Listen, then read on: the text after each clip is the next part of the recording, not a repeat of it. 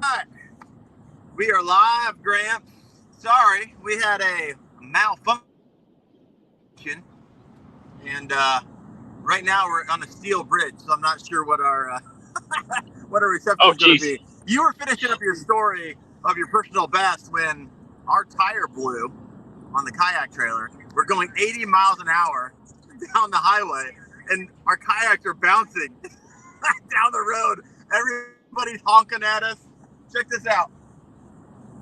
Ugh. Look, look at the cut on that Oh, tire. geez. Yeah. And so it was completely flat. And this thing was going wild. So we are okay. Got it fixed. I actually used the kayak tools in my kayak to actually help get a bolt off that wasn't deep enough for the socket. So we're back in Oh, business. see, Shout it's a out. good thing that, you make videos on how to prepare and do things like this so that you're actually prepared for when Yeah. the things like this happen. Yeah. Oh, yeah. Heck yeah. Shout out Big Sam's Custom Kayak Trailers. That thing handled it like a champ. 78 miles an hour. Blew a tire like that, and it kept my truck straight as an arrow. Yeah. So, this is Jake. Jake was on Bearded Dad Fishing team this past weekend. So we got 3 teams represented from the Knucklehead. But Oh, sweet. Gramps, finish your donkey story. I cut you off. Yeah, it was actually an amazing day. So to kind of pick up, and for those who weren't there or listening to the story earlier, it was out pre-fishing earlier this week, and it's been a big running joke with me trying to catch a frogfish because I'm just the worst frog fisherman ever in existence. Because I always set the hook too late, I always set it too soon. It's never worked. So earlier this spring, I actually caught a fish, and it wasn't a giant or anything, on a flappy frog, but the fishing family always, they always laugh because it's like, you're going to catch a frogfish one of these days, and eventually you're going to catch your PB on a frogfish. So down at Gunnersville pre-fishing, found some pads, had been skipping docks all day, and I was really down there to beat up all of Wendell's fish in case he wanted to go back to spring this year. In case he wanted to go back to spring this year, I was going to go wear out all of his fish on Tuesday and catch me a giant. So, I went there after you. Freaking sucks. But yeah, they sprayed it Monday, is what Gene told me, because he had been down there checking it out too. So, I was like, you know what? I got this silly frog. I built a frog combo. I need to throw it. And Chad had been catching them with, on the Teckle frog on the Monday the day before, and I threw it a bunch and no blow ups, nothing. But I was like, you know what? Here's some pads.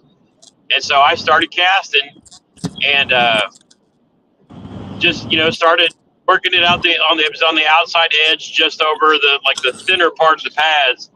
And then I hear this slurp, and then I didn't panic. I didn't wait too long. I didn't I just set the hook at just the right time.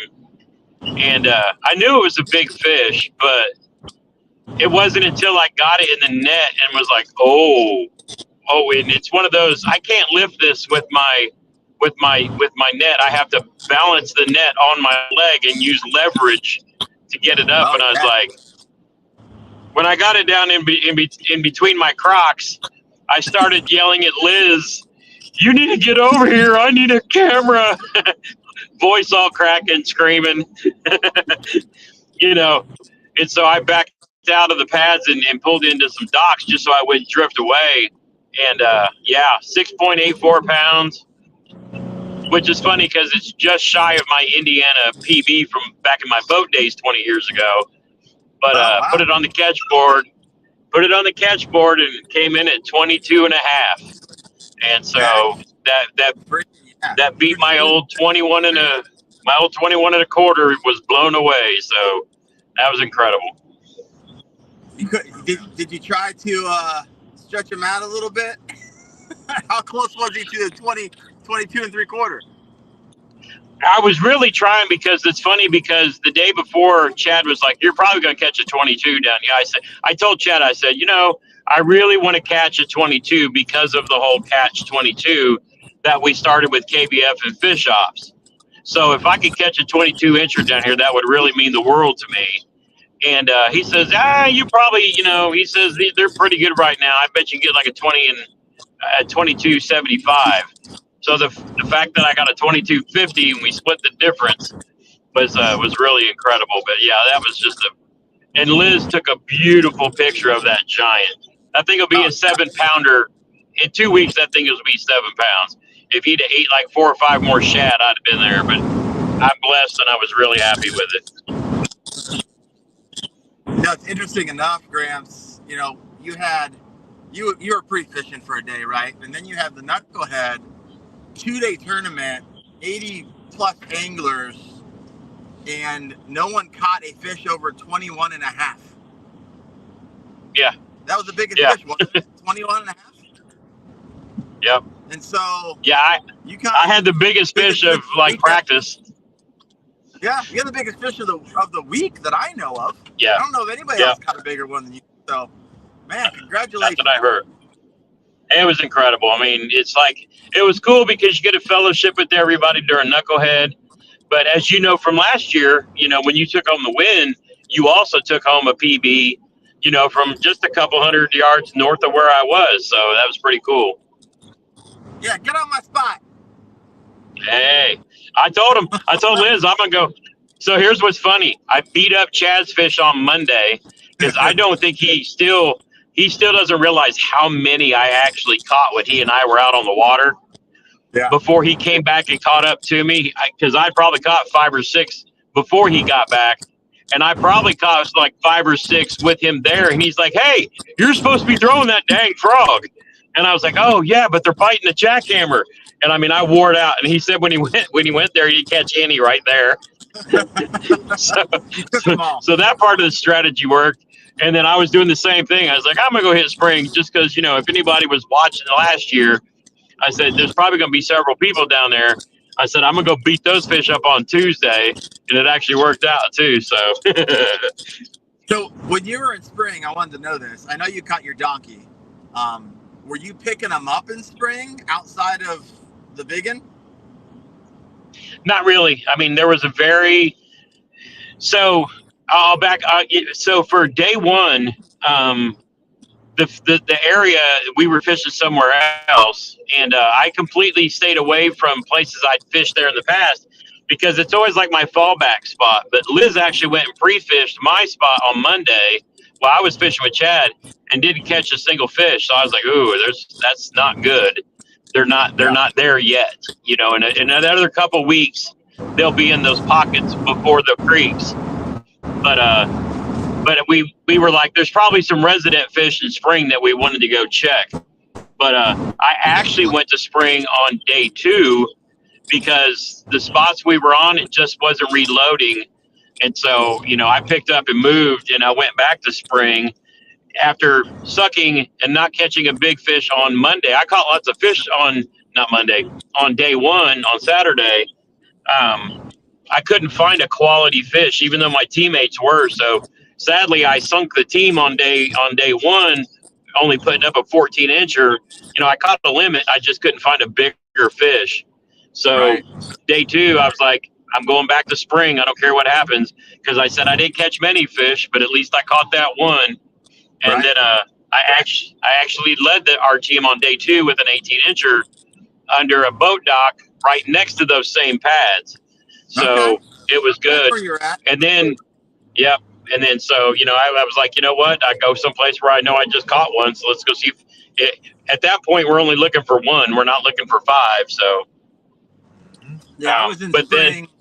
Then, Jake and I went to spring, and we pre-fished on Thursday. So all the chemicals are already. And only place I could really find big ones was there's like 2 or 3 places there where there's timber. It's not full of grass. Yep. And pitching a jig in there, that was the only, you got a catfish out of there. Massive. Oh, jeez. It was 28-inch catfish. On a chatterbait? Yeah. And I lost probably a good 20 in the timber. But there wasn't, I'm used to fishing timber up in Ohio. There wasn't no such thing down on Gunnersville. All the timber was all matted up. And so I really had to change up my strategy. Our whole team did. I mean, a lot of my teams from up north, half the teams from up north, and we're like, wow, they are not hitting anything that is working up north, just simply because it's eelgrass and hydrilla everywhere you go. It's freaking wild. But I almost went back to spring. If I was going to be sucking it up on day 2, and I knew where we could at least get some bites, but they were producing in Seabold, where we were at both days, enough to keep us around. But man, we had to pick through so many dinks, Gramps, so many dinks just to find an 18 and a half every few hours. My gosh. Now I will say this, with about an hour to go, I lost an absolute giant on one of those, that row of docks that you like to fish. Yeah. Farther back, the oldest dock back there, I skipped a Senko up under into the darkest corner, and he bent my rod in half. And my reel was set pretty tight, and he was pulling drag. And I never did get to see him, but when he jumped, it sounded like somebody dropped a cannonball in the water. Oh wow! And then he started running, and I was trying to horse him out. And as you well know, one of the best benefits of a pedal kayak is the ability to instantly reverse with your feet. Yep. Me not having that anymore, I hit my motor to try to back it out a little bit, but he was jumping in there so much, and then he ends up taking my line and crossing. I don't know what it is with some of these dock owners, what they hang underneath, or if they're just putting stuff down there because they don't want people fishing their docks. Yeah. But this fish crossed the line with one of these things hanging down onto somebody's dock, and it was probably just enough pressure to that fish, because I never got a chance to set the hook.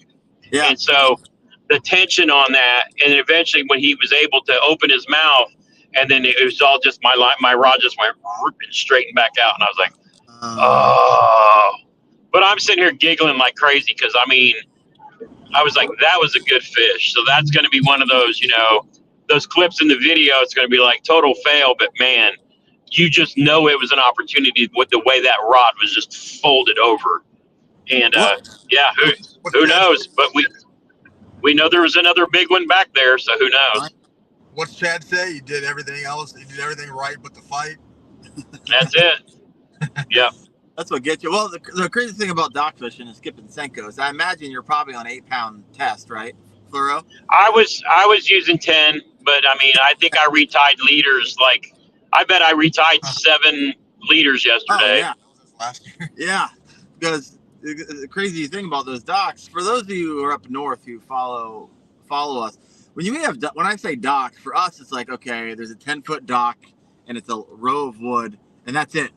Here there's gang planks all the way out to almost like houses on stilts, and there are 60, 70 pillars sometimes holding this thing up. Boathouses. And so you hold 2 or 3 boats, and if you get a bite under there, if you don't horse them out, they'll go left and they'll go right. And like you said, I believe that a lot of people put like fencing down there and anything to hook up lures. And there's cross beams. And people don't want you, some don't care obviously, but others are obvious. I don't want you fishing my dock, which personally just makes you want to find a hole somewhere in your dock and fish that, which is usually the door. Yep, exactly. Skip it in between the planks. Yep, skip it, and if you're really good, you can put it in a little hole like that. But the problem is, if you get bit, you got to get it out of there. Yeah. An 8-pound test is not how you do it typically. You just got to get. It's still fun. It's still fun to try. You got to finesse that sucker out of there. It's still fun. Yeah, because normally I'll use like 12-pound braid with an 8-pound leader, but since we were at Gunnersville, it went up to 15-pound braid and 10-pound leader, just because I wanted to be able to fight that fight the best I could. But that's part of it too. Oh man! So walk through how, if you can, team strategy. How'd that go for Graham? So Liz and I got there Monday, knowing that we were who's got low signal, me or you guys.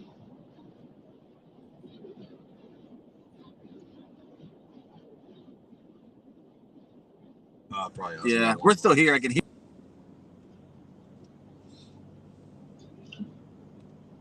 Yeah, we should have. We got good signal on my end. You guys still there? Can you Yeah. Yep. We're going through Nashville right now. I don't know how we don't have. All right. So keep going. Walk us through your. You're talking about Liz, you and Liz. Okay, so Liz and I got there Monday, and I knew I had to fish with Chad on Monday and run around. We were checking the river at different spots just to make sure safety for the event and everything, and then fishing some different places. And yep, here's the Nashville traffic.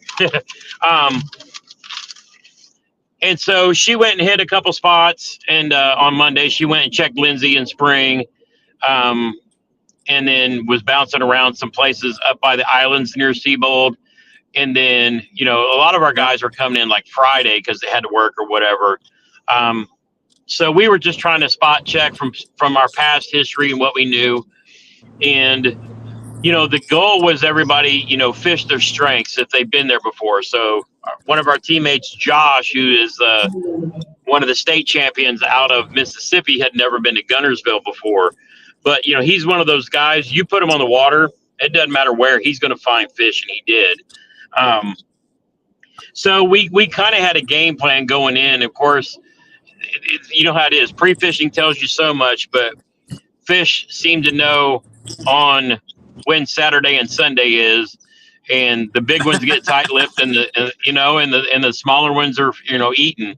So it was just one of those things where, I mean, and this is what killed me. I was in a pocket that was perfect. You know, had the best looking grass you've ever seen. Had the wind blowing into it, you know, that first foggy morning. Shoulda, woulda, coulda. I mean, anybody sitting there would have been like, I'm going to catch a million big fish because the conditions are perfect. I mean, I was like chomping at the bit for lines in. And then for me, it was absolute garbage. And I'm like, you got to be kidding me. You know, Josh had caught 319s before the first hour. Woo. And I'm like, dude, get out of there, you know? Yeah, call me in. But, you know, it was kind of funny, but it was just one of those things. So we had two people at Seabold because Liz had pre-fished there and was really, you know, she found what she was looking for.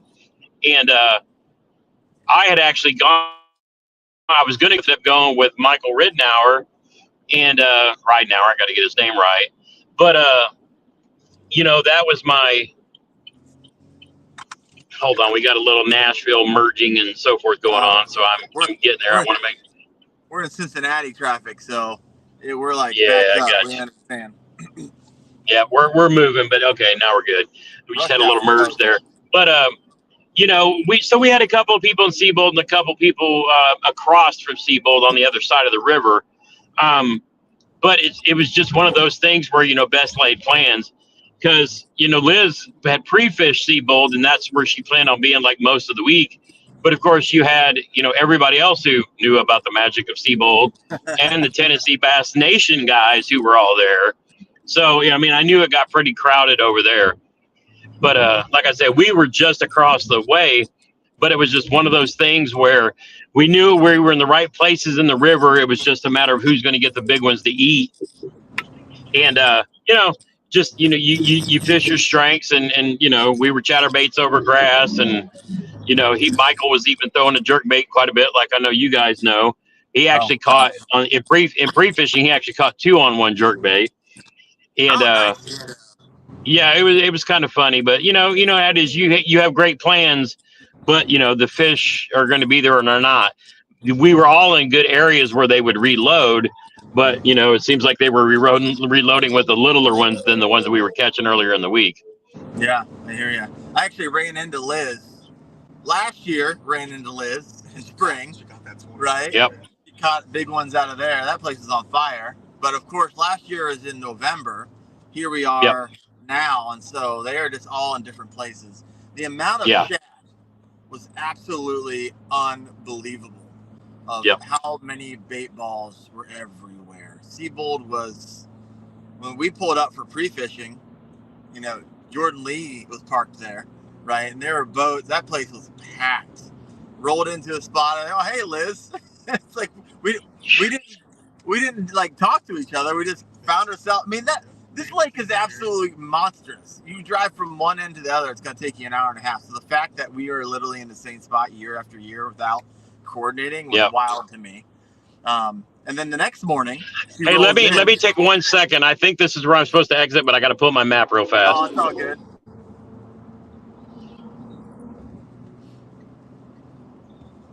This guy, dude, every time he cuts in front of him 3 times already. Let me see here. Sly Fox Fishing says people think the fish under their docks belong to them. I hear you. Charlie Anders Fishing. Gramps, congrats on the PB. Bassing with Big Malone. What's up, Bassers? I love it. Bart Foster. Hey, great time talking with you this past week. Congrats on the PB, Gramps, from Bart. Bart said, I finally got my frogfish on Saturday with 3 minutes left before line's out. Oh, man. That was nice. It was a 15. There we go. Ruben said, congratulations on your PB. James Griffith says, tires are speed. No trailer tire goes 80 miles an hour. It wasn't actually the tires issue. Anyways, we had it rigged up wrong. We put pressure on. I will make a correction to that. If you have a Fish Texas kayak trailer, 15-inch road wheels. I do not have that problem. And I'm not saying I roll 80 to 90, but things could happen. These are 15-inch wheels too. Yeah, these are 15. It wasn't, the issue wasn't the tire blew because this is a brand new trailer. The reason was we put a strap down and put it on part of the hub that shouldn't have pressure on it, and we hit a bump and it brought the wheel flap, the metal wheel flap, into the tire and cut it. Yeah, I got you. Fender's gone. It was welded on. It blew off somewhere and it cut the tire in the process. Anyways, hot freaking mess. We're good now. We're back. Yeah. All right. Pretty quick and easy. 20-minute delay. Yeah, that was good. You guys were right back on it. Now we're in traffic. Yeah. People cutting in front of you and slamming the brakes. Yeah. We're doing live during rush hour in Nashville and live during rush hour in Cincinnati. Yeah. We might need and I wish I could show you guys the Jeep and the truck that just got put on a car trailer. And then there's actually in front of that, there's a car hauler with a giant camper on the so these guys are all jacked up. Woo. And that's just driving through Nashville, at 4:00 in the afternoon. We probably stayed chatting with Chad a little too long, but we get a little. Yeah. You don't get to see him very often, so that's good. Exactly.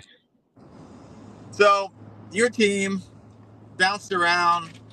Let me share a little about our experience. So half of my team, I don't know, I'd say a good 3 of them were down there on like Monday, it seemed like. So Jack McRoberts, who's the one that did the clutch fish last year, he lives like an hour away. So he probably visited 18 different spots over the last few weeks trying to get the pattern on these guys. Seth Taylor came up early.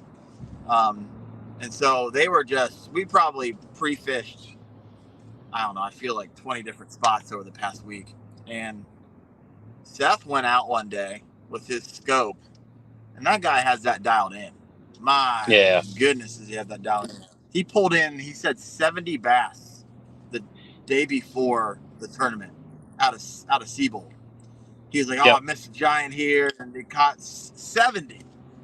Holy crap. So we're like, all right, well, we got to go where we at least know the fish are. There's got to be some ones in there. This was 2 days before the tournament. I went out the next day. I was like, because he's like, what are you catching on? It's like jerkbait. It's like, I don't even think I brought a jerkbait. I fished the jerkbait more in the last 48 hours than I have my entire freaking life. I got blisters from fishing that so hard over the last 2 days. I had to go buy new line, 12-pound fluorocarbon. I had to go to Walmart to actually get some jerk baits. And our whole team was jerk bait fishing And picking them up, it was the only thing that would either a frog in the morning, or then when the frog bite died, I moved over into 7 to 10 feet of water. Typically, there was a water column of around 4 to 5 feet, and was just doing the popping through there, speeding it up. And that's the only thing that can get them to hit on. So it was wild. Gramps, you there, brother?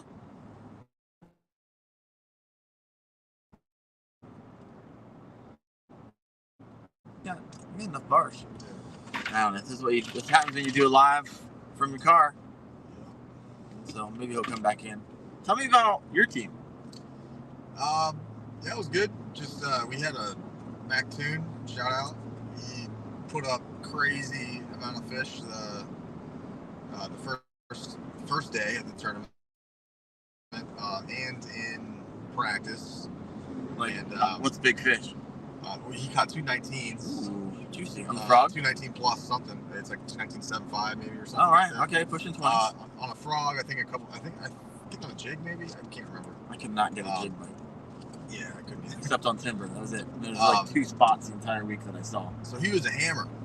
He's our anchor, you know, and fishing just happens. It's funny sometimes, and he couldn't catch a fish on Sunday, and it knocked us out of the entire thing. But I mean, no fault to his own. He was on him. He was putting on a clinic for our team, and he came in 3rd in the open overall. Oh, nice. So he did go home with some money, so that was good for him. But yeah, great guy. I feel so bad for him, but yeah, he's a great guy. I'll give you the shirt right off his back.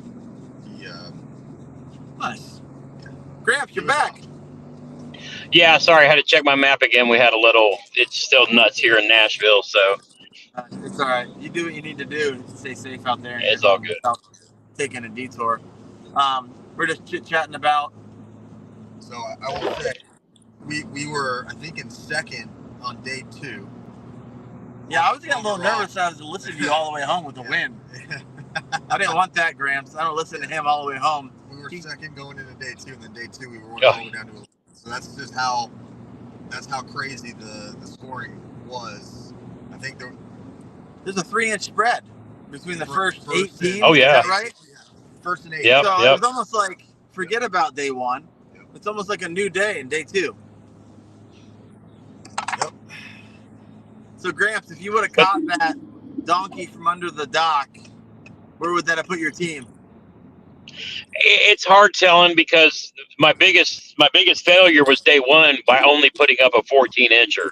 So, you know, it's one of those things, you know, and we learned this last year. If you want to be in it, you've got to have like 18 pluses both day. Yep. You know, you've got to, because, you know, like you saw the one team, they had 2 20s on day 2, and it just made all the difference in the world.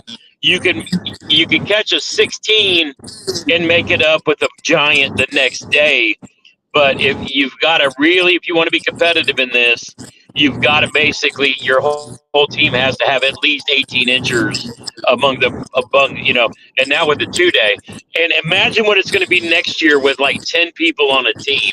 Because, well, actually, it's going to be 11. It's going to be 11 if you've got a captain with 10 people. I mean, imagine what the leaderboards are going to look like all day long. It's going to be freaking insane. My God. Well, real quick, because Gramps, we heard it, but only 80 people have heard this so far. So walk us through what next year is going to look like for the Knucklehead. Chad told us this last night at the awards ceremony. Yep. So Chad and I have been kind of planning this for a bit, but he's like, we're, you know, it's going to be going to the next level. So what we're going to do, month period to compete for spots, except each team is carrying the top 2 places. So you'll have 2 from May, June, July, and August, but then that leaves 2 more spots, and those are wild card spots. And what that means is the captain has the discretion to pick any 2 people that fished any of his or her events throughout the season. So if you've got somebody who you know is an absolute hammer who didn't win the, you know, 1st or 2nd, but you know that there's still somebody that you want on there, then you can choose them. You know, I know some of the captains might do like a randomizer or, you know, stuff like that. But yeah, it's I gonna know be that. it's gonna be wild. It's gonna be a whole new level of craziness. And then yeah, So there's going to be, how many teams are we allowing? he's gonna keep rooting more influence. You know, he's gonna keep recruiting some more influencers. So I mean, dude, you think about it, this could be like a 200-person tournament when it's all Yeah. said and done, depending on how many captains there are. Because if you actually end up with 10 teams next year with, you know, Yeah. the captain and 10 more people, it's going to be absolutely insane. Yeah, I was talking to Mainstream. He's like, "Hey, man, I'd like to have a team next year." I was like, "Heck yeah, you would. You're committed to this bad boy, putting it down. So that'll be fun. I'm excited Uh-oh, about I wonder that." if I just took the wrong exit. Hold on, I got to check. Dang it. I hope not.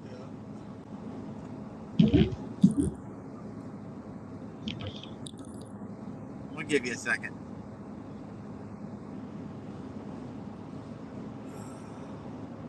I think we've just passed Cincinnati, so we're out of the traffic and hopefully on a straight narrow path home. We didn't plan that too well. We landed right in Cincinnati at 5:00 p.m.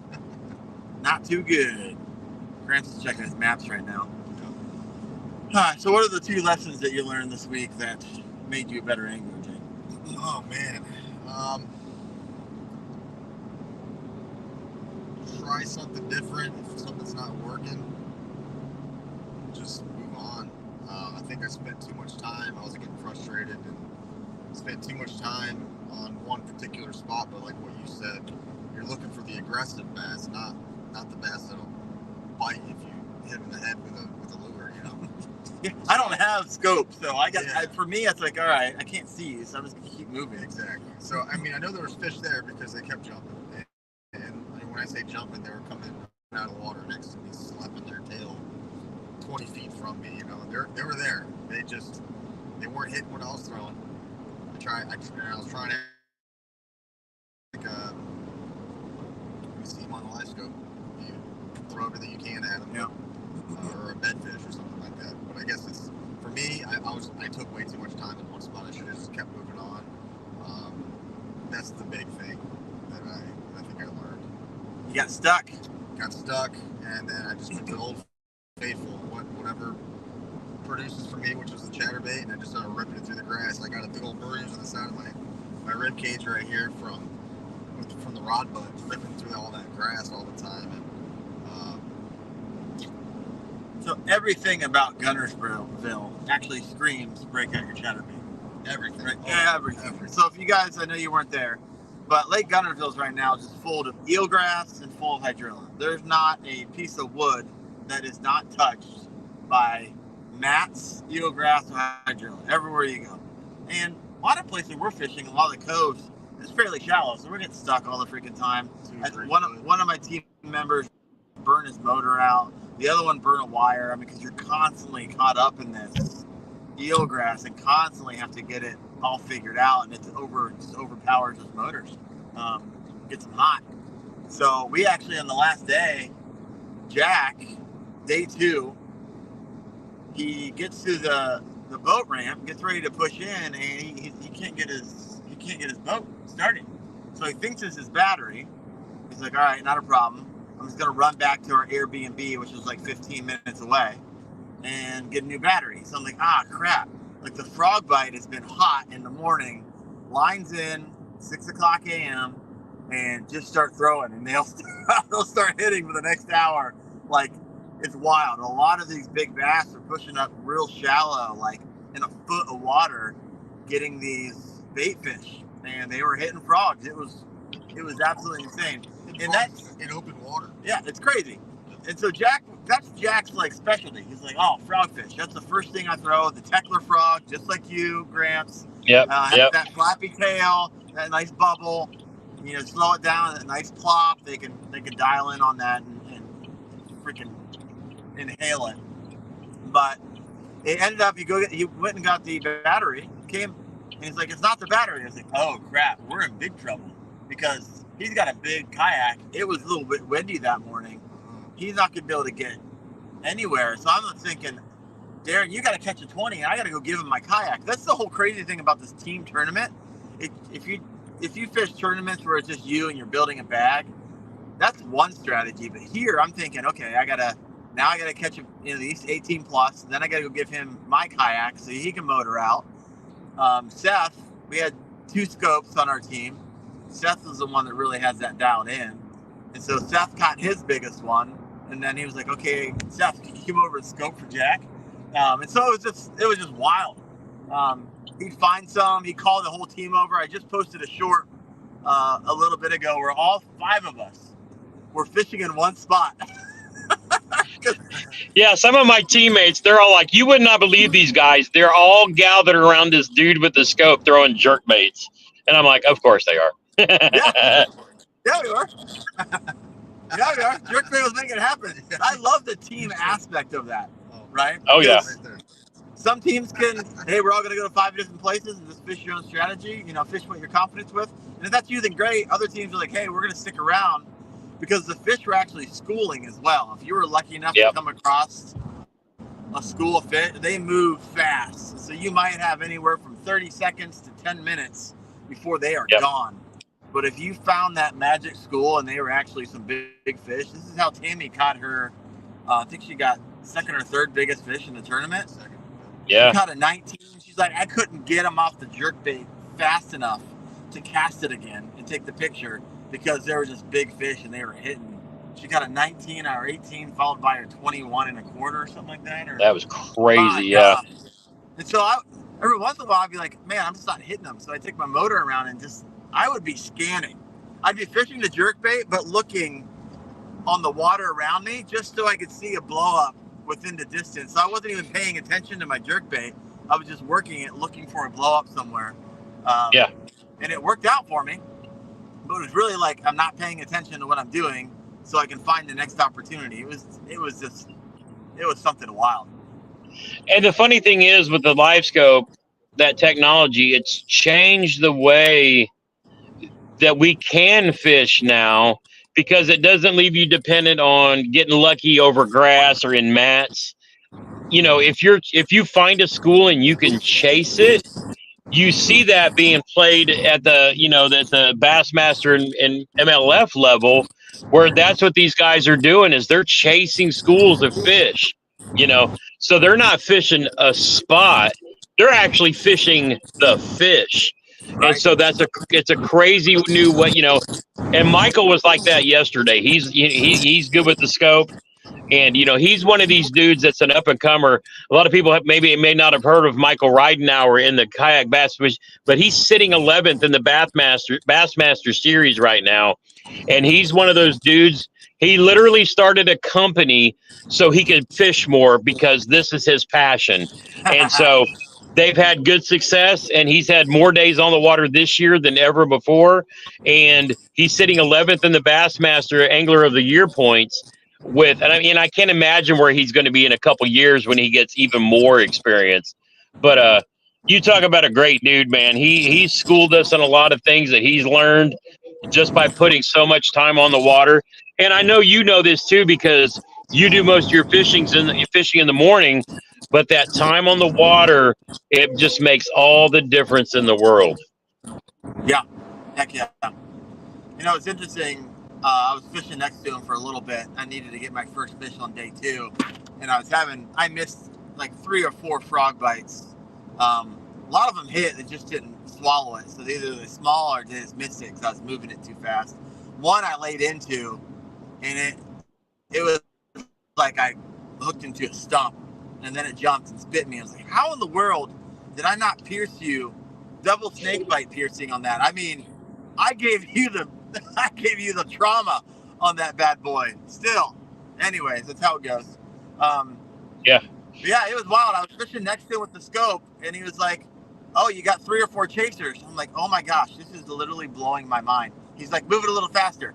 Move it a little faster. Like they're coming." And like, "Did you get a bite?" I was like, "No." It's like they were right on it. I'm surprised you didn't feel that hit. I was like, you got to be kidding me. And all the meanwhile, I'm just sitting there, and it was like one of my other 1,000 casts that I didn't get anything on. And he was interesting. He's like, jerkbait, especially with the live scope, he's like, this is the #1 lure for the live scope. You can see it coming through the water. And typically you give it, you know, you can jerk pause when it's far out. But as you get it closer to your boat, it's like what I found is you got to speed it up, because if you do have a chaser and it's just going the same speed, you don't speed it up, you don't get that reaction bite. I probably saw, Gramps, I probably saw 6 or 7 bass at my kayak turn away at the last second. Yeah. Because I wasn't speeding it up at the end. They just followed it all the way until they saw me and they spun off. Like, you got to be kidding me. Or some of them actually hit it as I was bringing it out of the water. You know, the ones that scare you? Probably had that happen 2 or 3 times. Yeah. And it's so funny. And we know there were quality fish there. And especially when Liz was saying one day that she sat there and just watched this school just smash a ball of bait fish. And she said a legit 7-pounder, and she's from Florida, so she knows.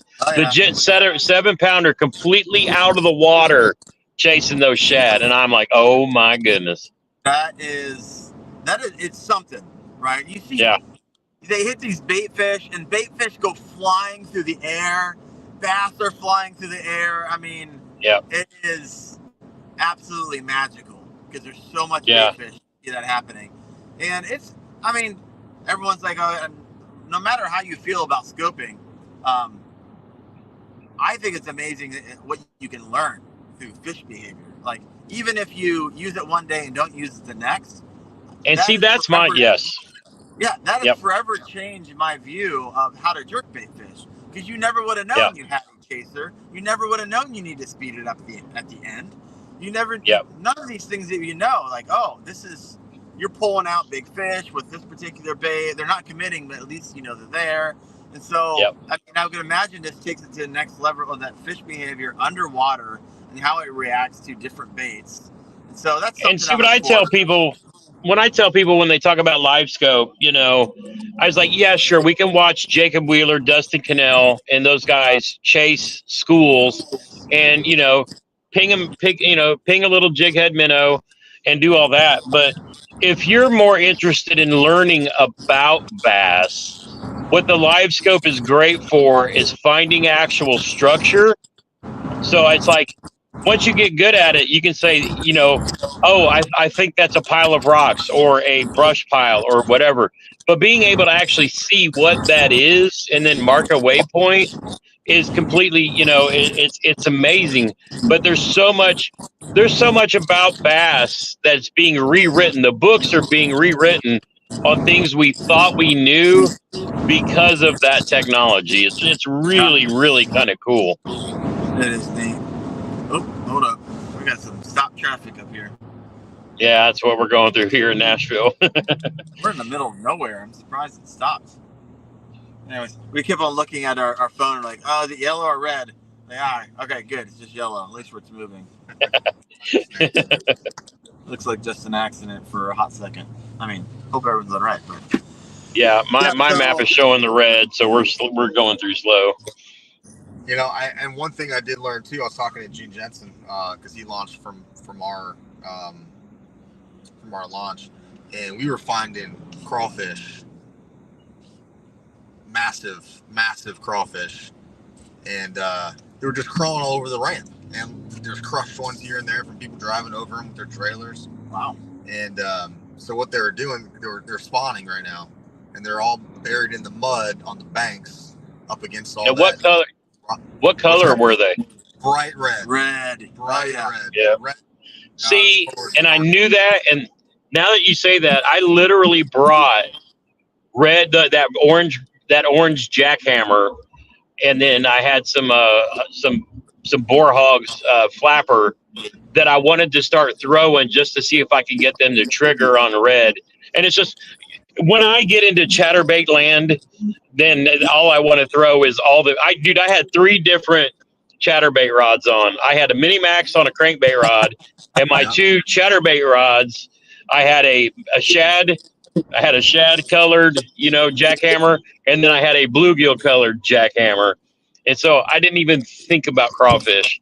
because it's like, I just wanted to throw my juice, and because we had all that beautiful grass, and it's like I only took out 6 rods, and 3 of them were dedicated to various jackhammers. So that's where my mind was. And so then I had a frog rod, a Senko rod, and it was man, I love Gunnersville. It's such an interesting fishery. I loved it last year. It was my enemy this year. Just couldn't.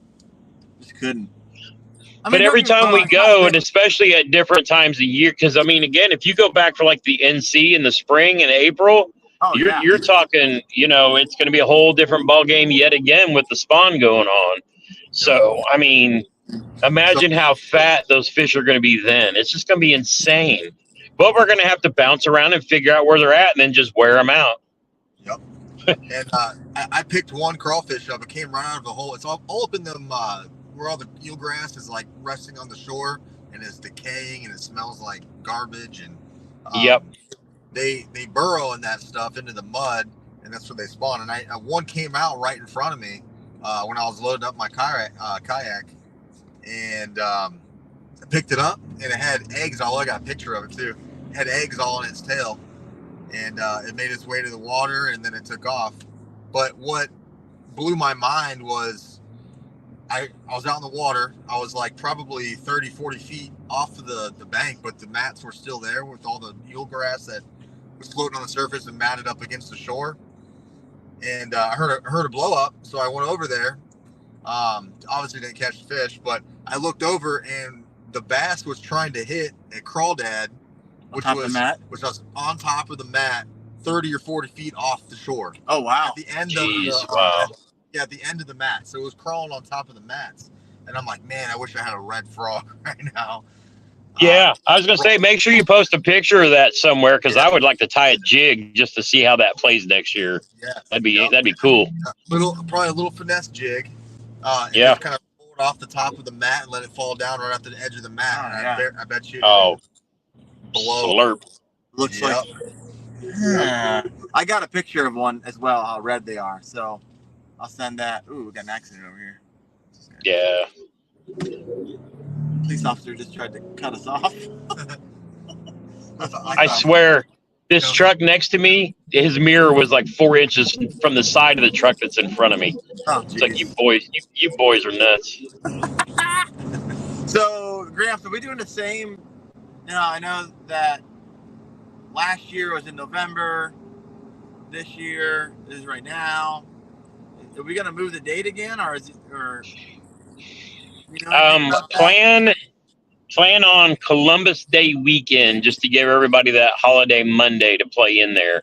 So I don't know if it's I don't know if, I think it might be the weekend of Columbus Day, so that everybody can travel home Monday, or if it's going to start. But what he's going to do is he's going to combine the KBF Challenge Series Championship, which is, so a lot of the people that we just fished with are staying there because those championships are on next weekend.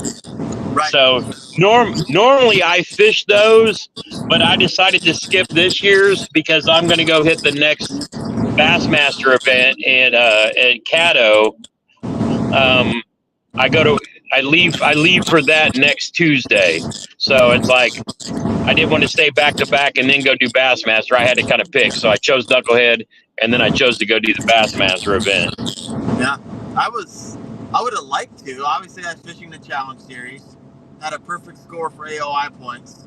And I was like, oh yeah, and I was talking to my wife about it. She's like, is it that important? Well, it's not that difficult to qualify to fish the national championship. Yep. So I was like, I can do it again next year. I believe all you have to do is place in 1, 2, or 3, right? In one of the Challenge Series months. Is that how that works? Pretty much, but what a lot of us do, because I don't do a lot of the Challenge Series, because to be honest, the guys in my state, the ones who live down in the honey hole of the state, they pretty much win it every month. But there's a special qualifier in May called KBF Mayhem, and the top 50% of those qualify for the national championship and the Challenge Series championship. So this year, you needed in Indiana, based on the number of people participating, you had to finish in the top 10. And guess who was number 10? Heyo. Yep. Love So it. I always squeak my way in to qualify for that. But yeah, next year with them both being combined, so you have the team event going on while during the championship, then those who you don't have to pick one or the other, because we want to make it as fun for everybody as you can. And then So, the national championship is always in the spring, and that's like the big daddy. So that's where a lot of that fun comes from too. So me and I think, was it you I was talking with? We were discussing like how it's going to work for that when they're combined. So you're fishing with your team. Obviously, you want to share the juice. You want to get them on your team on the fish, but you're also competing against them. Has that been? Yeah, I mean, you could be, but a lot of the knucklehead guys. I mean, but that's part of the I can't use the word that Chad uses, the tomfoolery of the whole thing, because you saw both ID codes on the boards this weekend, right? Yeah. You remember the codes that we had on the board that we can't say on live. So you saw the commonality in the two codes, right? Yeah. So where that comes from is every time I call Chad or Chad calls me or we text, it's sup that. And we just spell it with the 1K and the 1R, but that's our greeting every time we talk to each other. So he thought he was being funny. So that was like a throw to me for those two codes. And if you go and look at any of my fish that I posted, at the top of my board, I put sup and then that on the other side as my hidden message back to him. But and I'm getting ready to go under this bridge in slow traffic, so hopefully I don't lose you. But try to push through this. All right, I should be good now. It's interesting on the codes because there was a 2-day event, right? And so there's two qualifiers. And Chad was mentioning yesterday that probably 4 or 5 people on day 2 forgot to update their qualifiers and all their fish were DQ'd. So gotta pay attention to that stuff. Hey, including one of his teammates. So that cost them. Yeah. I was like, bro, you're the tournament director and team captain. Come on now. Yeah. Your team what? So one of our team's members actually, whenever you go to upload your fish, it actually still had to check, like automatically check the option to upload it to day 1. So we had to like call Chad and be like, hey, we uploaded the duplicate fish on the day 1, but it's a day 2 fish. So he had to go in there and delete that entry. And so it kind of messed up the day 1 leaderboards for about an hour and a half or 2 hours in the beginning, because they actually showed my team number 1. But because it was a 2-inch upgrade. So that was we saw that was a little error. So Gramps, we haven't actually even shared with everybody who won this thing. Oh yeah. Oh, waiting for the end. Well, exactly. So I don't. I mean, let me bring before we get there, Columbus Day in 2025 is October 13th. For those kind of just mentally putting a placeholder until it's officially kind of put out there. So okay. Monday, October 13th, 2025. Mid-October now instead of beginning, and hopefully, maybe the fishing guys will bless us with a little bit better weather. Yeah, right. All right, so because the weather all week was gorgeous. I mean, that was crazy. It was gorgeous, but I wish this was a little bit more cooler. Yeah. That way, fish kind of are a little bit more active, because that second day of fishing was rough. That was brutal. Oh my goodness. They were stingy. All right. Yeah. I got the standings up. So I'm gonna walk through day 1, day 2, then the overall, so everyone kind of get an idea of kind of all this played up. All right. At the end of day 1, Freedom Squad. 91 inches. Yeah. They had a 27.5, 19, 18.75, 17, and a 15.5. Now let me talk about that for just a second, because for those who don't know, Jeremy, my brother, was actually leading. He was the captain for that team, and due to some medical stuff, had to bow out at the last second. What compounded that was Alex on the water, who was on my team last year. He ended up not being able to go, and so the two guys that actually won the months preceding him were friends of his. So they were like, "Well, we're not going to go because Alex not going." So it left the team decimated. So Matt, who OEF5, who is the third founding member, me, my brother, and Matt, the third founding member of Freedom Squad. He normally cooks at these events, but he's like, I called him. I was like, bro, Jeremy can't go. Somebody needs to lead the Freedom Squad team, and you're the third OG of Freedom Squad. And I said, you got to be the captain. So what we did from there was went through, and that left Matt and then Jermaine, Mainstream Fishing, who qualified to fish. That left 3 empty spots. So we went through and found 3 people that fished in that Freedom Squad event who said that they could make it, and then they actually drove. They last minute, changed all their plans and came down here, and a couple of them paddle. A couple of them are just, they're very, just simple anglers. And man, and for a last second throw together team, of just regular Freedom Squad members, they go out on day one and just smoke them. Yeah, they were where we were both days. Yeah. I was rolling by them throughout the day and saw them in the morning. That was awesome. Team day 1, second place, just a quarter inch behind them, Team Eric Jackson. Then right behind them, half inch, Team Bearded Dad, which Jake was on. How was that morning? Struggle bus for me. You were the one that didn't put him up. I put a 18.25, but that's not a struggle bus. Well, for me it was, because that was my only fish that day. Oh, you almost got skunked. I got skunked the day before, and because I struggle to throw a frog. I never throw frogs in Ohio, just because the time frame where you could throw a frog in Ohio for what I felt like. Exactly, and I don't get out a lot as much as I want to, so I just don't have any experience on a frog, and that's what was biting that those couple days. Where you skunked? Point of Pines. Okay. Yeah, we went out to Port of Pines that morning as well. I didn't think there was gators. No. Allreds. Oh, yeah. Allreds. That's where we went. Yeah. I didn't know there was gators there. I was having my leg over the side, and I'm still thinking Ohio. And he sends me this photo of this alligator. I'm like, holy crap! There are gators in here. Massive. It's probably 15. There are moccasins. There are moccasins in there too. I think I saw one in Rip Rap. Yep. Yeah. Was it red with like some bands on it? I think it was a monster that was huge. It was gray. They're gray. We went to the same spot. He's like, because I had borrowed his truck the whole time, and so he saw his truck. He's like, bro, get out of my spot. We show up to Port of, what was it called again? No, it's Allred. Allred. Yep. And I go out there, and I'm with Seth, and he's scoping. And he's like, man, I'm not seeing anything. We're out there for about an hour and a half. He catches one fish. And I was like, hey, how many fish are you seeing today versus where you saw yesterday at Siebel?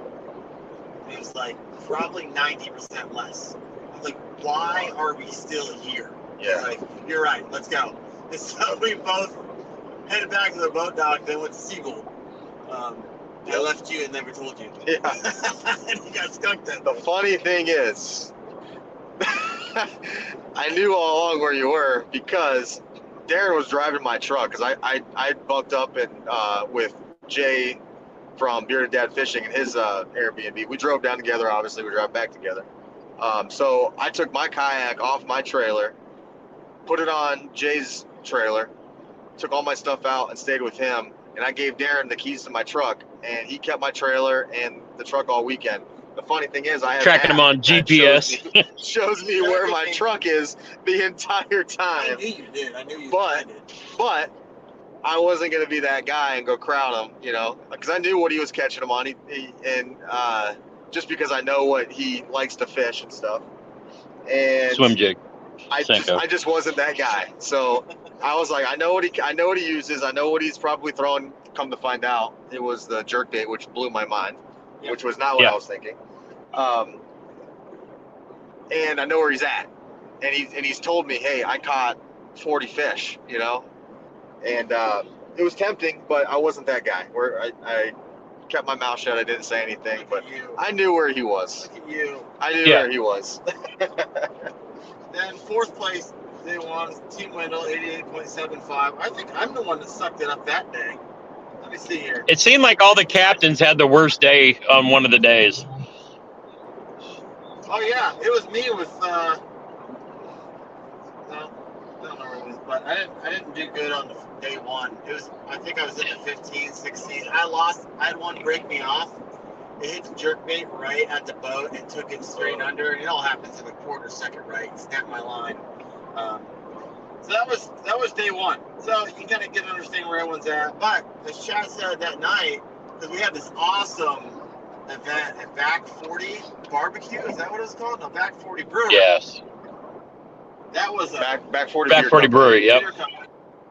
Yeah, that was a rad place. So I'm excited they're going to do that. Yeah, again. and I was going to ask. So is it Matt that led We the actually Freedom went. Squad this We year? actually went back there for dinner.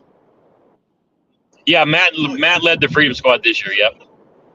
Yeah. So is that why there was no barbecue this year at the award ceremony? Yeah. Yes. Yeah, because he was going to bring his smoker. Yeah. Yep. Yep. That had to be a last minute change. He had to bring the kayak instead of the smoker. Yep. All right, team day 2. Greenfish won. He wasn't even in the top 5. But here's the thing: there's only a 3-inch spread for the top 8 teams in day 1. So you can come out of nowhere on day 2.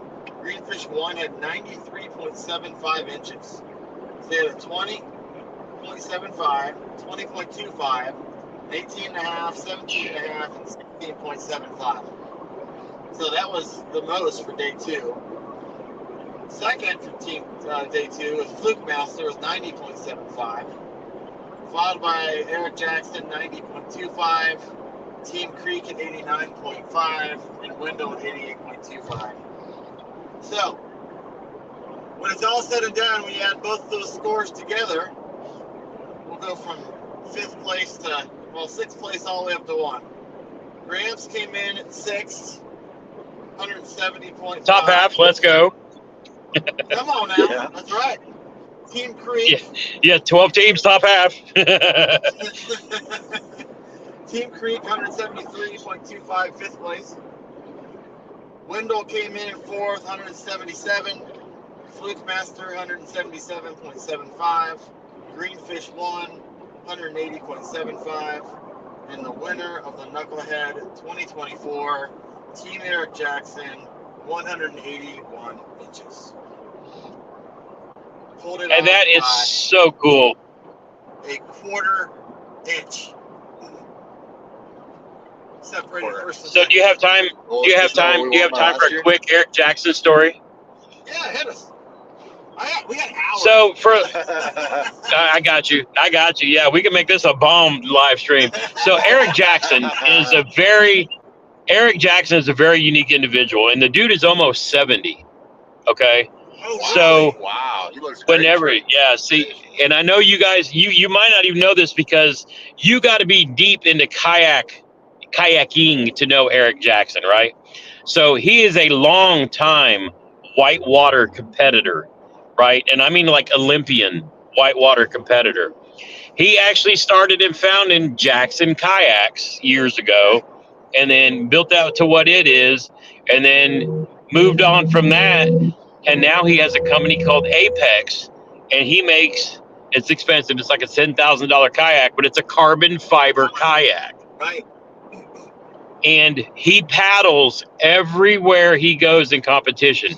Now he does have a torpedo for scouting because sometimes you got to cover a lot of water and just go look around at things. Which I ran into him at the boat ramp on Wednesday, and that's what he was doing. And so we sat there and chatted for probably half an hour, and then he took off. But in every competition, he's a very very limited anything, and just paddles and goes. And you will instantly recognize him in any big gathering by his big red, I guess we could call it a onesie jumpsuit, and his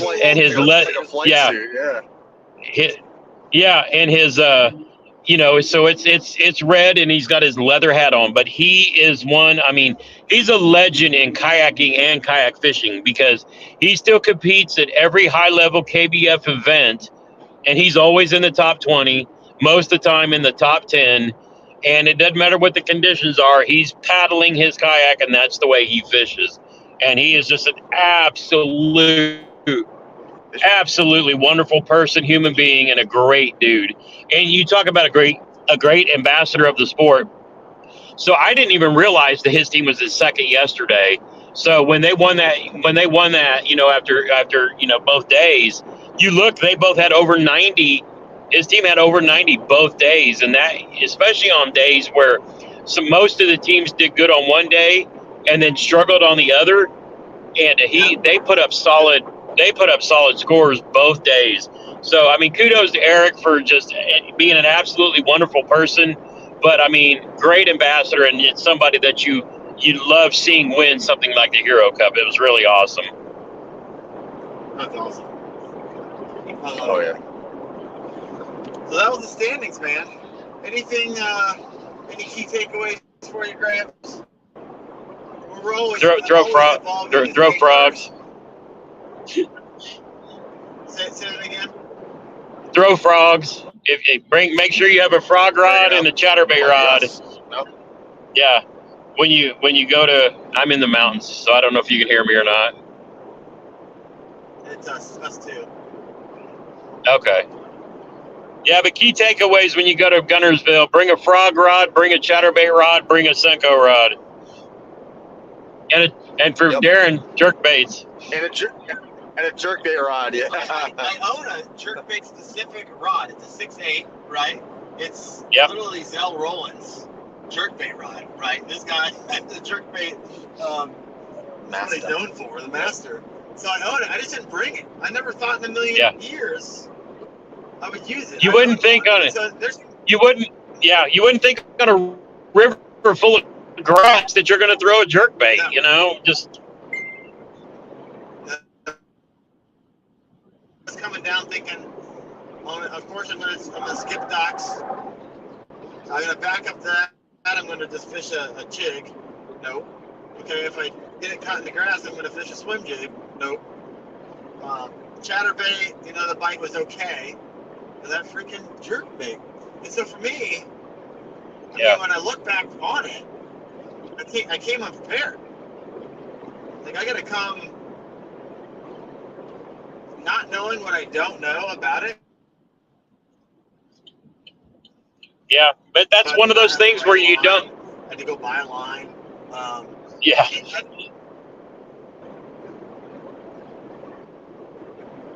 It's one of those things where you don't know what you don't know until you know, and now it's like, okay, now we got something else in our arsenal.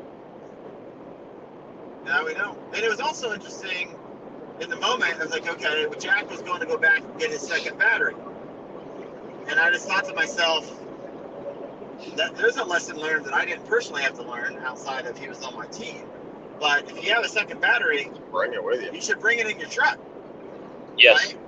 And so you should bring like everything that you can have. Granted, you only have limited space, but my goodness, I mean, I was sharing this. We had so many rods. I think we had 20 rods stacked in his Yakima box. I mean, it's chock full. I don't know if you can get another one in there. But just coming more prepared, at least it's better to have it and not use it than need it to win and not have it. Or you're running to Walmart, not getting another hour of sleep, right? And so I have that. I feel like I really dialed in. When you use something for one lure for 4 days straight, you learn it real fast. And I feel like I dialed in my good rhythm for utilizing a jerkbait. We really worked with the Berkeley Stennis, which were just a killer. I used my scope stick from Bill Lewis that I got in my last fish vault box. That did really well. I'm trying to think what else I used. I think I used a KBD that looked like the Berkeley Stennis. They all kind of all look the same, right? Real short bill. Maybe it goes 6 feet if I really work it super hard. And that's what worked for me. But I didn't even bring them with me. I looked at them. Yeah. I remember they're on my wall. I'm like, am I going to need those? No. Am I going to need an umbrella rig? No, I never fished an umbrella rig. I saw Seth. No. He's like, he went and bought one at Walmart. His first cast on an umbrella rig, he caught a bass. No way. His first cast. No way. I had one with me too. I didn't You think about it. It looks cool and fish. Yeah. I mean, why not? I saw a boater throw one into a school of busting shad and caught 2 at one time. It was really cool. I believe it. I mean, you could catch 3 if you get them schooling, man. Oh yeah. So let me ask you, Darren. Let me ask you, Darren. So you never throw the jerkbait? Are you gonna start throwing it on your home lake? I don't know. You don't know? If I end up getting live scope, which I already have the unit. Well, I know where you fish. I won't say You're anything. not welcome to my lakes anymore. Darren fishes. No. I fish a variety of but fish. I don't fish one. I can think of a good place that you can throw that jerkbait. I think, and you'd probably catch them when they're feeding up. But the You think? But the great thing about the jerkbait is if you have a kayak with just 2D sonar, you can jerkbait fish. Because if you roll over them, and especially in the summertime when you see them, if you can see what the thermocline is, and then where they're suspended over that, and figure out how deep they are, you don't have to have live scope to catch them. You can, if you have down imaging or you have traditional 2D, and you can see where they're suspended at, you can pick your jerkbait to dive to the correct depth and still smack them that way. For mega bass, the regular ones go down to 5 to 6 feet. The plus ones go down to 10, like 7, 8 feet, and then the plus 2s go down to like 10 feet. So you can put them down there and still catch them without having a live scope. Great for winter fishing. The plus 2s, Yes. dig them straight down. Yep. Yeah, because you'd want to throw them. You'd want to throw them on a little bit of heavier rod though, than like a medium traditional jerkbait rod. If you're going to put them down there to like 7, 8, 9 feet. But yeah, they're great for wintertime. And a lot of people, until live sonar, a lot of people left jerkbaits till the very, very, very end of the season, or like in when you're trying to sneak out in March or April when it's still, the water's still cold. And that's one of those twitch, leave, 5-second pause, It was the bass are lethargic kind of a bait. But, since live scope's come along, it's changed the whole way the jerkbait's fished. Yep. Got a comment in here, Illumination 79. Funny how a lot of people say peddler and paddlers are dead, but a peddler won last year and a paddler this year. Yep. Well, and to play off of that, oh yeah. Yeah. And to play off of that, Drew Gregory still pretty much paddles most places. Now, there are places where he uses there's a lot of places where he will use a torpedo if the current's crazy or whatever. But Drew Gregory and Eric Jackson are still the two most prolific paddlers and use zero electronics. They just go fish. So, I mean, you can be competitive without all of that. I don't know. I think it's important to, at least it's beneficial for me to learn how to fish without live scope first. And then, now we live in a day where that wasn't a choice for us, right? It didn't exist. It's like 2018 is when Garmin live scope came out. And who knows what other technology that was similar before that. But nonetheless, we didn't have a choice, right? Everybody now has a choice. Do I start off straight with live scope? What happens if you try to fish? Everyone knows who falls all that stuff. Some of that stuff's getting banned. They're going to tighten up on that even more over the years. If that's all you've I'll give you. known, you're going to be at a disadvantage if you haven't learned how to fish before using electronics to help you fish. Well, I mean, and like you said, it's better to learn without it. For example, I went up to Wisconsin a few weeks ago and fished the Kayak Adventure Series, and I left all of my electronics home. No graphs, none of it. I obviously took my motor because I was on a river, and you want to be as, with river, you never know what the flow or current's going to be. But since I'm trying to learn smallie fishing, I left all the graphs home and went by instinct and what I've learned from watching and listening to other people. And I took sixth in that event. I was one bite away from catching Christine and dropping her back. When I went up and put up, and cashed a check there, no electronics. It was amazing, but that's how I'm going to learn if I want to learn to catch smallmouth bass.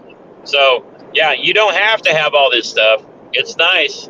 Whenever somebody comments on my kayak when they see me at the boat ramp, I was like, oh, yeah, I love my floating lazy boy, because that's truly what it is. Yeah. Well, I mean, you never know. You get yourself in a situation like this morning. Jack might have had to gone out if he has one issue with electronics, right? Battery didn't charge last night. Wire gets too hot. You can't fix it in the moment. If you don't know how to fix it without it, you're done. And you could sink a team if you heavily relied and only could fish that way. So I don't know. It's just fascinating. Fascinating to think of it that way. Any other lessons or any lessons that you heard of other people having?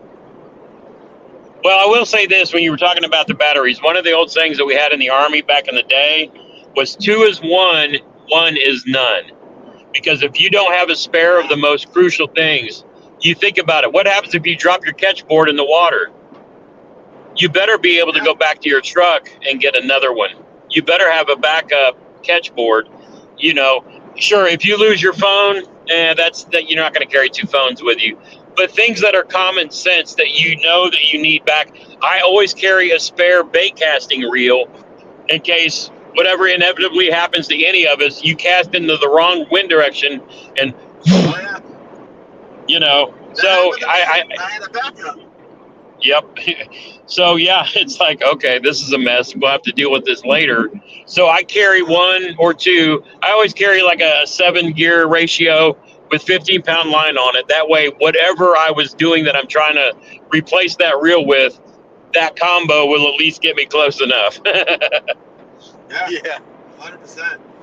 Unless you're punching in the thick stuff at Gunnersville, then probably not. Yeah. I did that too because I came unprepared with the rod to have another jerkbait style rod. So a lot of my rods were way too heavy and way too long, and I would have broken my wrist if I did that for more than 15 minutes.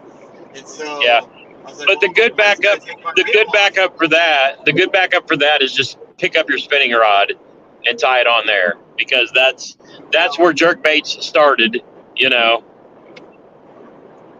I did that, but I had an 8-pound line on it. I didn't want to have to take 8-pound line off because Seaguar and Visa is expensive. Yeah. It is. And all these freaking gas stations that are bait shops all around Gunnersville, double the price on anything that you want.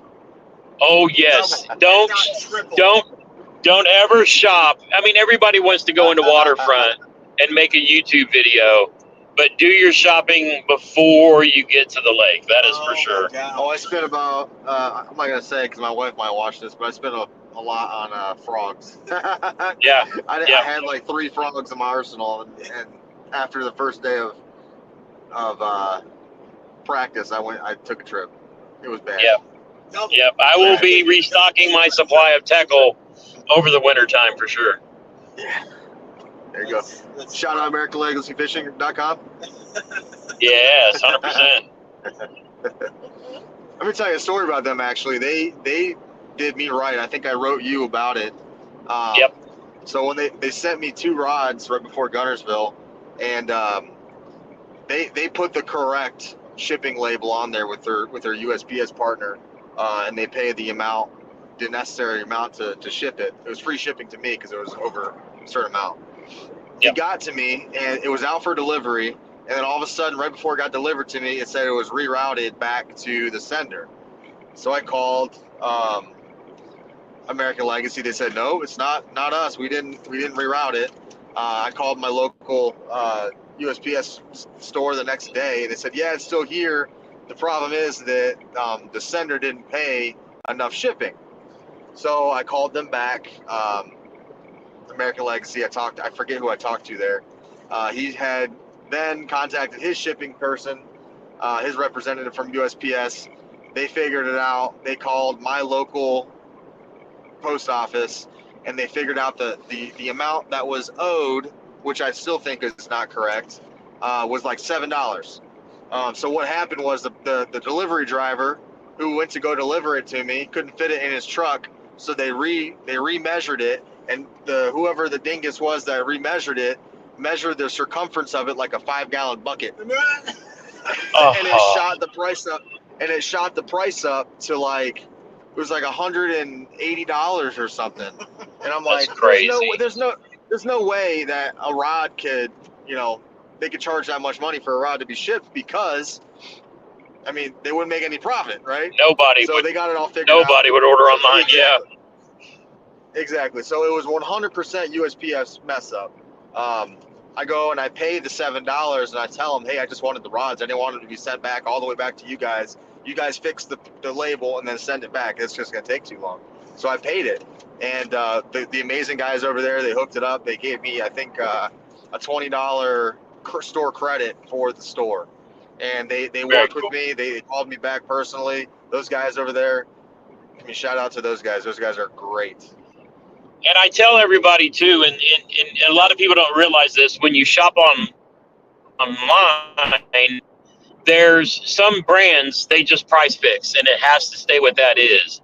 And if you order online, that's kind of what you're stuck with, because those records are auditable. And I just crossed into Kentucky.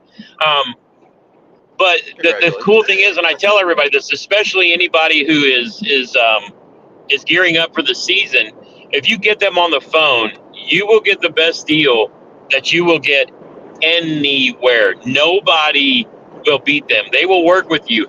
And the more you're buying, if you're like, I'm traded it in, deal on fishing gear that you will find. I mean, and there's no getting around that. They have a great trade-in program if you're trying to move out some of your old stuff. And a lot of people actually buy the trade-ins because they may have only been used for a year, or maybe one YouTube video review from, guys on YouTube who review stuff and goes back to the store that still has the tags and stuff on it. You know what I'm saying? So if you're looking for really good stuff, check out the used inventory. But if you want to trade off some of your, used gear that somebody would pay for, it can't be like a Abu Garcia Black Max. But, if you got like a loose Hyper Mag or a Shimano Corrado, and you want to move up to like a Bantam or Metanium, that store, they will work with you, give you good value for it, and then apply that credit towards your next purchase.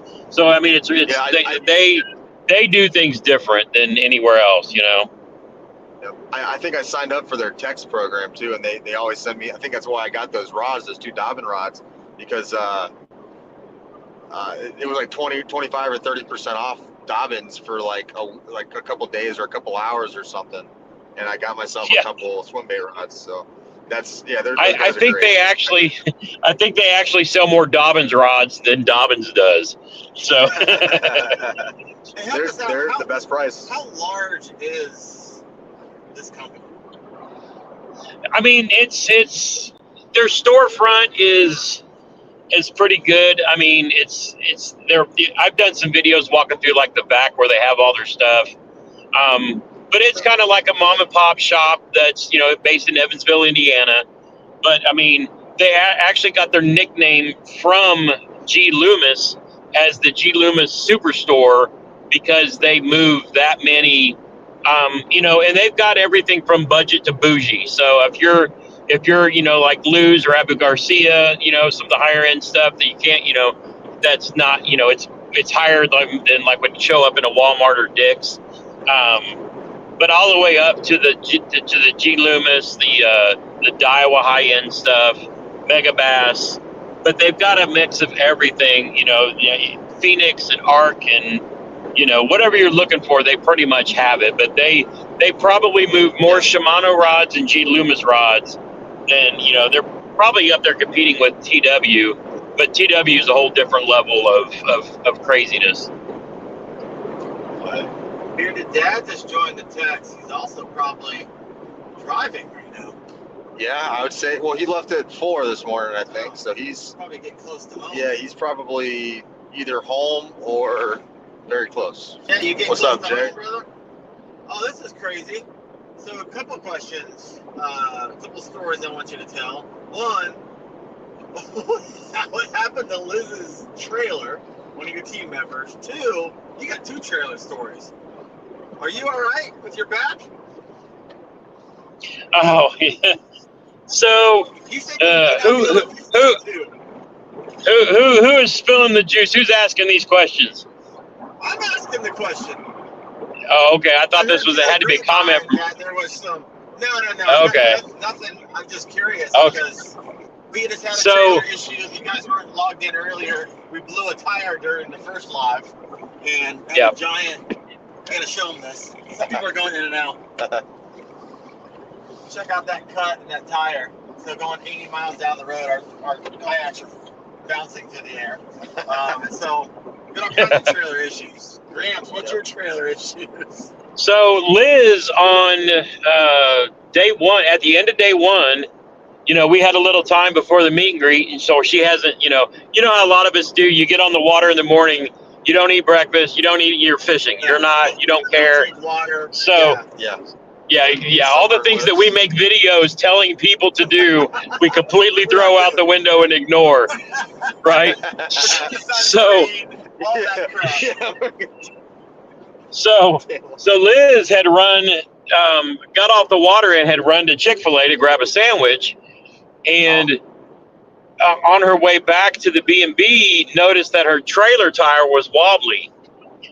So it ended up being a bearing issue, but at the time she's basically broke down at Chick-fil-A. So I get off the water, I go straight to Chick-fil-A, and of course I charge her a spicy chicken deluxe for coming and get her right now. But we get over there, we take her New Canoe Unlimited off of her little trailer, strap it up to the Fish Texas kayak trailer, and empty all her stuff into my truck, and then I follow her home just, with flashers and all of this, because, you really don't want to leave a trailer somewhere because it might get jacked. But so it was wobbly, but it was enough where she can drive it, 40 miles an hour back the 5 miles back to our place. So it turns out, long story short, her bearings were bad, and she had gone to Harbor Freight because that's where she got the hub, and they ended up sending her to an AutoZone. And there was 2 different size bearings, and she wasn't sure which ones to get, so she got both. Well, turns out Michael Ridenauer, who was our West Virginia hammer, his wife works for a trailer company, and on the top of that, he's one of these guys who's a big DIY. He built his kayak trailer, and it's like steel, right? So he knows. So he literally went and fixed. But the funny thing was, the fact that she bought both types of bearings, he said when whoever it was that built their hub had one size of the bearings on the inside and the bigger size on the outside. What? And so that was crazy. So by the time we got back from going to dinner after day one, he had already gone over to her place, fixed her trailer because he travels with tools, fixed her trailer, had her kayak sitting on it in the driveway, and she was good to go for the drive home today. Of course, for those who don't know, she lives in Tampa, and they just got devastated, and she's literally driving into that to have another storm in the path. So everybody keep Liz in your prayers. Cat 5. Yeah. Cat so 5 I mean, now. It's back to back, and she got through the first one okay, and was able to get out here and come up without any damage. But of course, everybody's trying to leave Florida, and she's driving back down in there. So hopefully, she was good to go. Last I chatted with her between our two lives, but yeah, so keep her in prayers. And then the second story with the me breaking my back is on day one. It's always a scramble when everybody's like stops by the B&B and then tries to get the check-in, because at the bigger events, if you're not at check-in at the designated time, you are disqualified, bar none, period. So everybody at my place, they all dumped trailers and left, but they didn't park everybody to the one side. Now the B&B I always get, it's got like a 75-yard driveway. It's long, and it's like like a lane and a half. But if everybody parks to one side, anybody coming in later can at least get through. But with all your teams there, you can double stack, and we stage it by who's going to go out first, who's leaving at 3, who's leaving at 4, and who's leaving at the very last minute to get there at lines in, like I do. So I'm parked in the back. Well, they had just dumped stuff and left, so I had no way of dropping my trailer off and then getting through all of the cars. So the only way I could do this was to try to move Emily's double Fish Texas kayak trailer. So she's got a big one that carries her Hobie on the bottom, and then she's got the double rack on top. But it's also made to put her truck top camper up there, but it's a big trailer. So I go to move this thing forward so I can squeeze around Cairo's truck. And it was on a hill, and there was the neighbor's yard, and I had to do everything I could to stop this trailer once the momentum got going.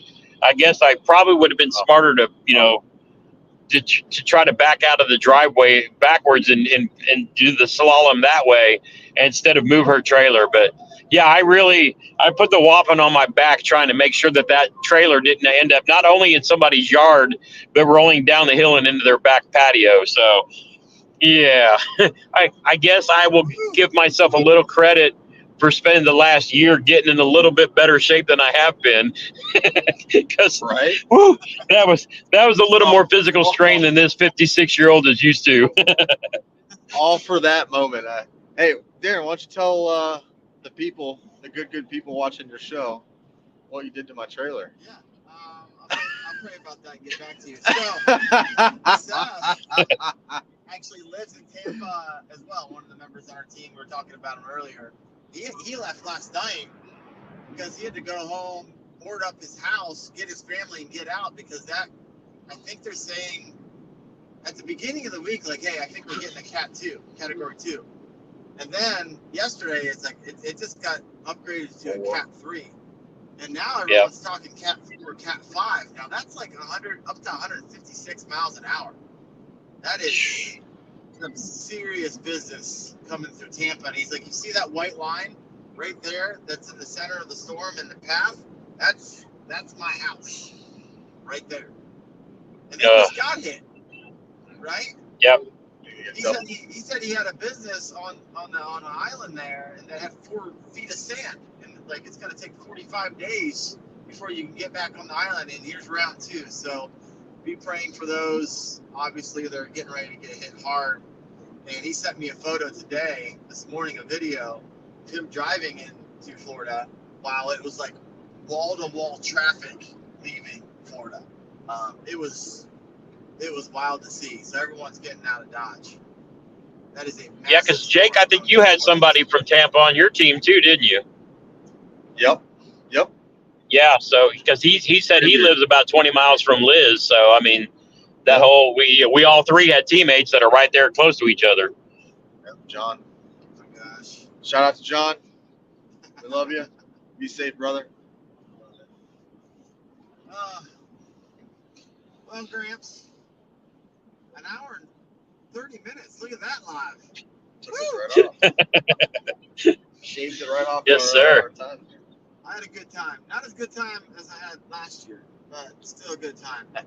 It's We still didn't get our stogie together, so we got to be better prepared next year. I know. What are we doing? I mean, you have all good intentions. You get down there, but then you get in with your team, and as a team captain, you feel responsible for that team experience. And so you're either prepping, or you're eating together, or you're going to bed early because everyone's up at 4 a.m.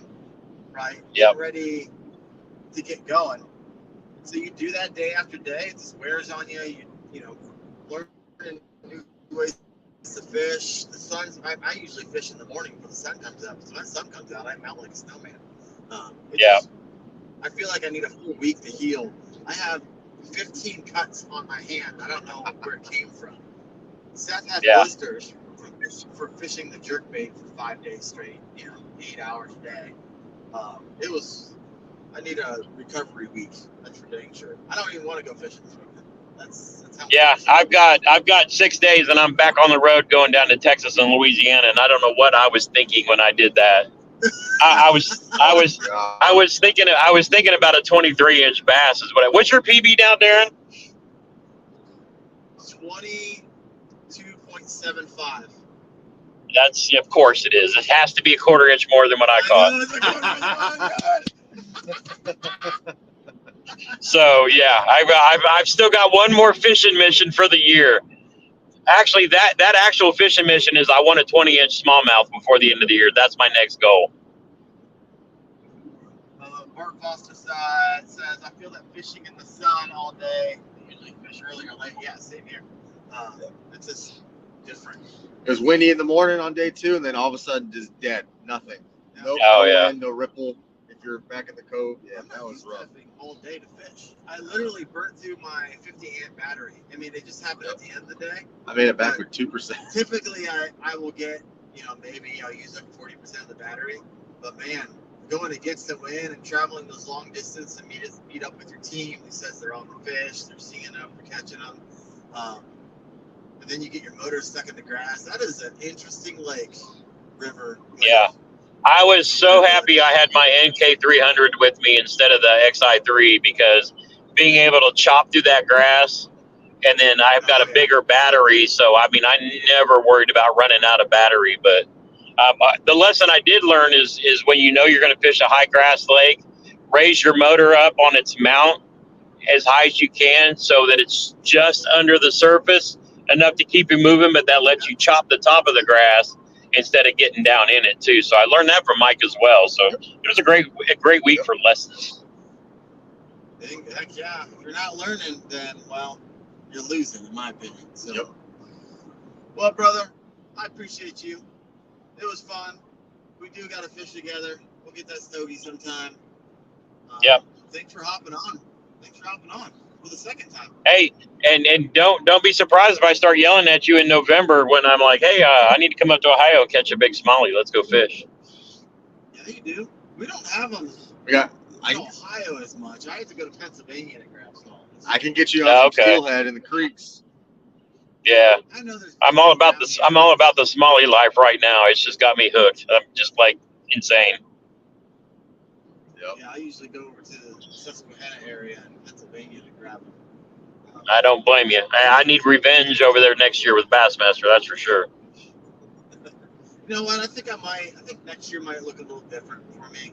I was trying to switch it up. I think I might try to do just a couple more tournaments now that I'm kind of getting into that. So we'll see how that plays out. It's hard.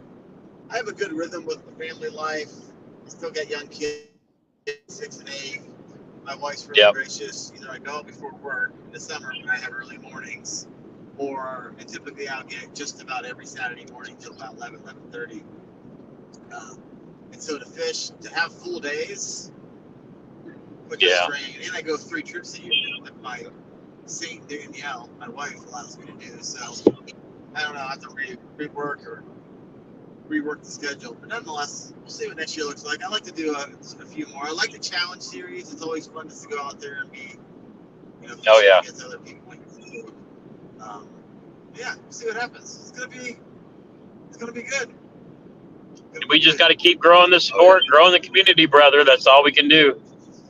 That's all we can do. I'm having a blast doing it. So for all of you out there listening in, thank you so much for hopping on this live, listening to Gramps, Jake, and I chit chat about the Knucklehead. If you want to fish the Knucklehead and you came in late, next year is going to be a little bit different. For a quick recap, it's going to be 4 months like this year, this past year, May, June, July, and August. However, it's not just the first place that gets on a team. It's going to be first and second place, right? Yep. But I think one of the nuances, you can only sign up for one team. Is that correct? Yes. Is that Yep. what Chad said? Yes. Yep. So you can't sign up for two, and like the year before that, you can't sign up for as many as you want. You got to pick the one that you want. But however, you have a greater chance. Then Now that's per month, so you can try for Wendell's team in May, and if you don't make it, you can sign up for Team Gramps in June, but you can't do both of them at the same time like we could this year. Right. So you're not. It's not like once you pick one, you have to stay with it. But yeah, you can change it up for sure. For sure. And 2 wild card, huh? Yeah, the wild card is going to be interesting. And 2 wild card. Right Yep. now, initially, I'm probably going to favor my northern anglers, who I know are hammers, however, up against southern anglers. Good idea. So right now, that is where I'm leaning. But we'll see. That could change. We'll see what happens. I got to see what I got to do to get Tammy to come. I got to see what I got to do to get Tammy to come over and fish for Gramps. Yeah, no. Don't think that's going to happen. I'll speak for her. I'll speak for her. Slit your tires. Tammy, That ain't never going to happen. Ain't never going to get it. Nope. Drive to New Hampshire. That's like a 2-day drive to get down there. Yeah. And it's a lot of fun when you're taking home a trophy. It's a little less fun when you're in 4th place. You've got to be a special kind of person to fish the way she hammers them in New Hampshire, of all places. Yeah. And then comes down to Gunnersville and hammers them there. You got to be a special kind of person for that. All day. All day. Yep. All right, brother. It's a lot of driving. Nope. Just thanks everybody for popping in, and as I always say, get outside when you can and make some memories, one cast at a time. Yeah. All right, brother. You stay safe. Safe driving home. I'll be in touch. All right, brother. Everybody. See you.